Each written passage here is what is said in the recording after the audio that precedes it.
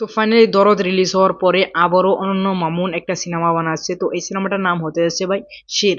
তো এখানে হিরো হিসেবে থাকতে যাচ্ছে আমাদের প্রিয় মেগাস্টার শাকিব খান। তো অনন্য মামুন একটা ভিডিও শেয়ার করছে, তো এই ভিডিও নিয়ে আজকে আমরা কথা বলবো।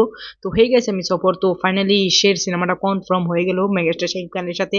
তো মেগাস্টার শাকিব খান সাইন করছেন কি সাইন করেন নাই তো সেটা আমরা বলতে পারবো না, কিন্তু অনন্য মামুনের কাছ থেকে আমরা ইনফরমেশন পেয়ে গেলাম যে শের সিনেমাটা প্রোডাকশনে কাজ চলতেছে এবং কি দ্রুত এই প্রোডাকশনের কাজ কমপ্লিটও হয়ে যাবে। তো প্রোডাকশনের কাজ তাণ্ডব সিনেমার পরে থেকে শের সিনেমাটা শুটিং আরম্ভ করা হবে। তো এখানে একটা ভিডিও তার ফেসবুক হ্যান্ডেলে শেয়ার করলেন, তো সেখানে আমরা দেখতে পেলাম যে শাকিব খানের শের সিনেমাটা যেটা নেক্সট সিনেমা হতে যাচ্ছে, তো শের সিনেমার কিছু সিকোয়েন্স দেখতে পেলাম যেখানে গাড়ি এবং বাইক আছে।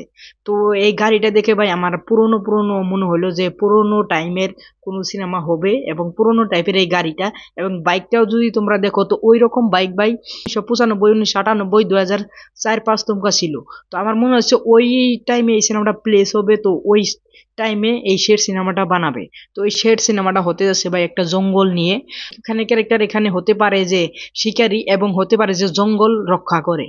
তো এটা নিয়ে ইন্টারেস্টিং একটা কথা যে একটা সিনেমা জঙ্গল নিয়ে বাংলাদেশে ফার্স্ট হতে যাচ্ছে। তো এই সিনেমাটা নিয়ে আমি অনেক এক্সাইটেড ম্যান যে শাকিব খান এরকম সিনেমা চুজ করেন। তো এটা নিয়ে অনেক অনেক বেস্ট অফ লাক অনন্য মামুনকে। তো অনন্য মামুনের যদি আমরা ফিল্মিগ্রাফি দেখি যে প্রথমে একটা সিনেমা ছিল, তো ওই সিনেমাটার থেকে শাকিব খানের সিনেমা দরদ আরো বেশি ভালো হয়েছে।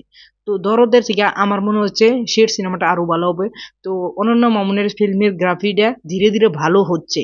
তো দরদরা আমার কাছে অতটা হাই লেভেলের ভালো লাগে না যেভাবে রাজকুমার সিনেমাটা ভালো লাগছিল, কিন্তু আমার মনে হচ্ছে যে দরদকে ছাড়িয়ে যাবে শের সিনেমাটা। তো তোমাদের কি মতামত যে শের সিনেমাটা কেমন হতে যাচ্ছে এবং এই ফটো এবং এই ভিডিও দেখে তোমরা কি বুঝতে পারলে, তো প্লিজ তোমরা কমেন্ট করবে।